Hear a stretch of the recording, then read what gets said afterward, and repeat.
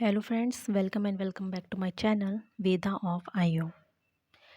आज हम पढ़ने वाले हैं पैरामेट्रिक टेस्ट क्या होता है, क्या उसके अगर ये डिफ़ाइन करने के लिए आ गया आपका टी टेस्ट क्या होता है, जेड टेस्ट क्या होता है, एनोवा टेस्ट क्या होता है, तो वो हम यहाँ पर डिटेल में पढ़ने वाले हैं। तो पहले ये जानते हैं कि पैरामेट्रिक टेस्ट क्या होता है। तो पैरामेट्रिक टेस्ट इसीलिए पैरामेट्रिक है क्योंकि उसमें एजम्पशंस हैं, ठीक है, जो हमारे पैरामीटर के बारे में है। जैसे टी टेस्ट में क्या है कि उसमें स्टैंडर्ड डेविएशन अननोन होना चाहिए और आपका वेरिएंस अननोन होना चाहिए, नॉर्मेलिटी ऑफ डाटा होना चाहिए। ये इसके एजम्पशन है। सैम्पल साइज़ आपका 30 से लेस होना चाहिए। तो ये जो इसमें एज्यूम करते हैं, इसी की वजह से ये पैरामेट्रिक है। इसमें जो एग्जांपल है टी टेस्ट है, जेड टेस्ट है, एनोवा टेस्ट है, एफ टेस्ट है। और in contrast non parametric test जो होता है, इसमें ऐसी कोई एजम्पशंस नहीं होती, जिसकी वजह से इसका जो यूज़ है वो भी वीक रहता है। अभी हम पढ़ेंगे। जैसे यहाँ पर लिखा हुआ है, दोनों ही स्टैटिस्टिकल मेथड में यूज़ होते हैं। एजम्पशन में जैसे लिखा हुआ है कि पैरामेट्रिक टेस्ट क्या होता है, वो एज्यूम करता है कि जो डाटा है वो डिस्ट्रीब्यूशन नॉन डिस्ट्रीब्यूशन है, उसका नॉर्मल डिस्ट्रीब्यूटेड है और होमोजेनिटी ऑफ वेरिएंस है, उसमें इंटरवल रेशो स्केल डाटा है। नॉन पैरामेट्रिक में ऐसा कोई एजम्पशंस नहीं होते, वो डिस्ट्रीब्यूशन फ्री होता है, इसलिए उसमें स्क्यूड डाटा आता है, ठीक है। वही यहाँ पे लिखा है पैरामेट्रिक में इंटरवल रेशो स्केल ये सब होते हैं, इससे मेज़र होता है। नॉन पैरामेट्रिक ऑर्डिनल और नॉमिनल डाटा से की वजह से यूज्ड होता है। एग्जाम्पल क्या है पैरामेट्रिक टेस्ट में, मैंने बता दिया। नॉन पैरा में क्या है, नॉन पैरामेट्रिक में Mann Whitney U test, Wilcoxon signed rank test, Kruskal Wallis test और स्पीयर्स मैन रैंक कोरिलेशन, ये नॉन पैरा में है। और एफिशिएंसी क्या है इसकी, पैरामेट्रिक में एजम्पशंस है ना, उसमें कुछ लिमिटेशंस है, मतलब एक बाउंड्री बना रखी है कि ये कंडीशंस होनी चाहिए, जिसकी वजह से वो मोर पावरफुल है। नॉन पैरामेट्रिक में ऐसी कोई आउटलायर्स नहीं है, ठीक है। आउटलायर्स की वजह से क्या होता है ये, और स्क्यू डाटा की वजह से लेस पावरफुल है। पैरामेट्रिक जो होता है वो लार्ज सैम्पल्स के लिए होता है, नॉन पैरा जो होता है वो स्मॉल सैम्पल्स के लिए होता है। कैलकुलेशन में हम इसमें पैरामेट्रिक में फॉर्मूला होते हैं जो कि मीन और स्टैंडर्ड डेविएशन पे बेस्ड होते हैं। नॉन पैरामीटर में क्या होता है, उसमें रैंकिंग दी जाती है, ठीक है। अब यहाँ पर डिफरेंस हमने लिखा हुआ है कि क्या क्या डिफरेंस है। जैसे एजम्पशंस हमने बता दिया है कि स्पेसिफिक डिस्ट्रीब्यूशन होता है पैरामेट्रिक में, नॉन पैरामेट्रिक में ऐसा कुछ नहीं होता है। डाटा टाइप्स जो है इसमें इंटरवल रेशो स्केल है, इसमें नॉमिनल ऑर्डिनल है। एग्जाम्पल हमने बता दिया। डिस्ट्रीब्यूशन क्या है इसका, नॉन डिस्ट्रीब्यूशन है, इसमें डिस्ट्रीब्यूशन फ्री है। एफिशिएंसी क्या, मोर पावरफुल है, ये लेस पावरफुल है। सैम्पल साइज़ ये लार्ज सैम्पल्स के लिए है और ये स्मॉल सैम्पल्स के लिए है। सेंसिटिविटी टू आउटलायर्स, सेंसिटिव रहता है आउटलायर्स के लिए पैरामेट्रिक, और ये आपका लेस इफेक्टिव रहता है।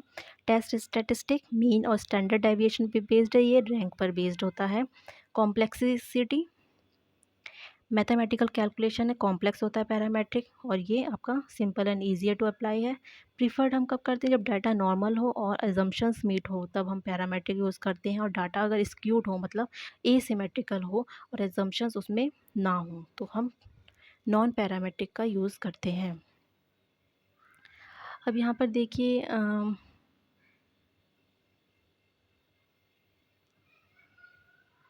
टी टेस्ट अगर 10 नंबर में आ जाए तो आप कैसे इसे एक्सप्लेन करेंगे। पहले आप टी टेस्ट की डेफिनेशन लिखेंगे। ये क्या होती है, statistical test use to compare the mean of two group to determine if they are significantly different from each other, ठीक है। ये इसमें हम दो ग्रुप का मीन कंपेयर करते हैं, फिर हम देखते हैं कि वो डिफरेंट है या नहीं। ये एक पैरामेट्रिक टेस्ट है और ये एज्यूम करता है कि डाटा क्या है, नॉर्मली डिस्ट्रीब्यूटेड, और वेरिएंस क्या है इसमें, इक्वल है। टाइप्स हमने बताए हैं इसमें।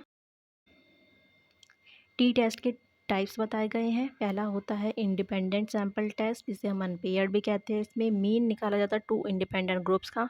एग्जांपल जैसे comparing BP between male and female. और सेकंड क्या है, पेयर्ड, ठीक है। इसमें क्या करता है, मीन निकालते हैं सेम ग्रुप का एट डिफरेंट टाइम्स। इसमें हम क्या करते हैं, जैसे pain before and after treatment देखते हैं इन सेम ग्रुप।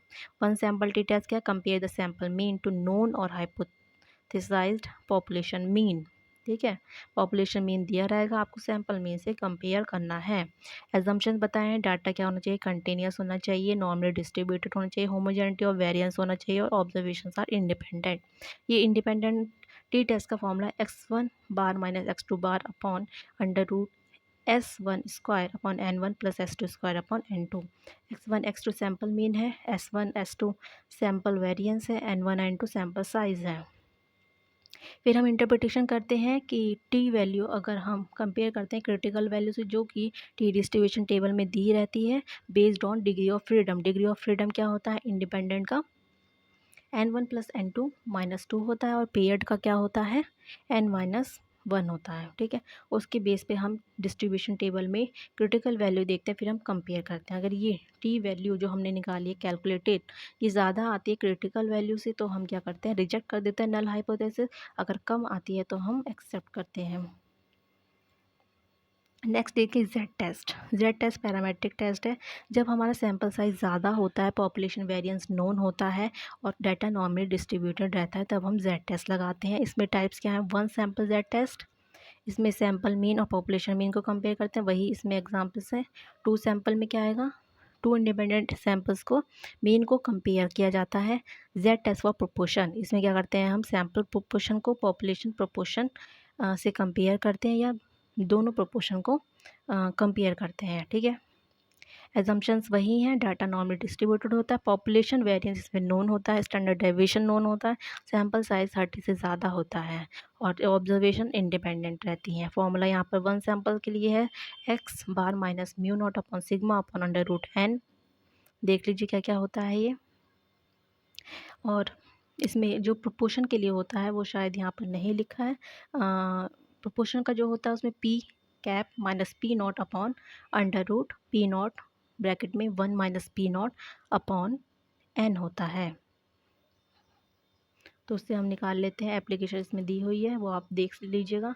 यहाँ पर कंपेयर बता रखा है, तो सैंपल साइज़ आपको पता है, वेरिएंस में इसमें डिफरेंस आता है, टी डिस्ट्रीब्यूशन इसमें जेड है, ठीक है। वेरिएंस एक में नोन होता है, एक में अननोन होता है, तो ये आप डिफरेंस देख सकते हैं। एनोवा क्या होता है, एनोवा में हम मीन निकालते हैं 3 या 3 से ज़्यादा ग्रुप का in with the help of variance.